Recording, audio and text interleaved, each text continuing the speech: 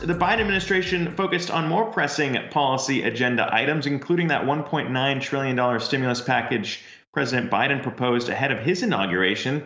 That plan already seemingly facing challenges from Republicans, but that has not stopped what has been a very busy week for President Biden. For more on that, I want to bring on Yahoo Finance's Rick Newman to break it down. And Rick, I mean, the message has clearly been unity. But that's about to be put to the test as we're hearing Mitch McConnell seem to stress that he's not going to be going anywhere in moving against that $1.9 trillion package. I never expected any unity, certainly not in Congress. And I don't think it's any surprise that Republicans are saying, 1.9 trillion, that seems like way too much.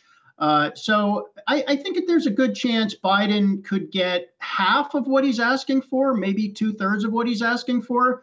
The trick with this one seat majority is, first of all, you need every single Democrat to sign on to this bill. And there are 2 or 3 or 4 conservative Democrats who have said they're not going to sign on to everything that comes down the pike. So first of all, you have to negotiate inside the party. And then even if you can get 50 Democrats, you would have the one tie-breaking vote from Vice President Kamala Harris.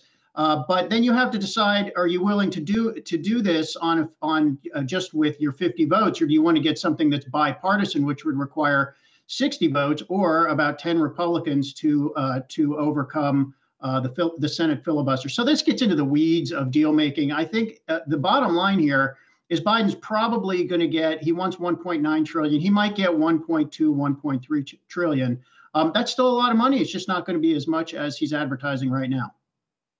Yeah, it's still a lot of money, but perhaps some of today's movement could be stemming from the idea that this pushback is very real and very present right now. To your point on maybe some of those more moderate Republicans, it is going to be coming at a time where perhaps some of those Republicans had already joined in on the idea that President Trump had committed impeachable offenses, and that impeachment trial will be moving forward, it sounds like, next week. So what does that do to maybe challenge this idea of unity as well?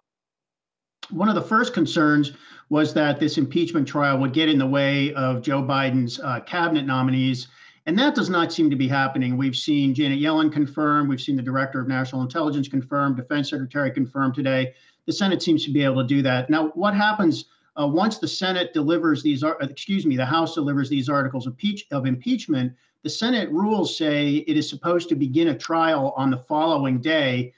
So if they go over on Monday, the trial would begin on Tuesday. And then you get in this question of how long is it going to last? And if it ends up being fairly lengthy, I think it's not going to necessarily affect Biden's cabinet nominees, but it definitely could affect action on some of these legislative things. So the relief bill we were just talking about, Biden also has an immigration bill that he wants to pass. And, it does not look likely that the Senate is going to convict former President Trump. That would require, I think the number is 17 Republicans to go along with conviction. And while there might be a few, I don't think that's going to happen. So there's a debate over whether this is a miscalculation to have impeached Trump in the first place, because now you're forcing the Senate to take it up. I think the House had to impeach Trump. I don't think they really had a choice. But I just don't, like the last time around, it's probably not going to lead to a conviction. Yeah, and it all comes almost exactly 1 year from the date last time we saw President Trump dealing with that impeachment question as well. But Yahoo Finance's Rick Newman, appreciate you coming on here to chat that. We'll keep our eyes on D.C., of course, for the updates.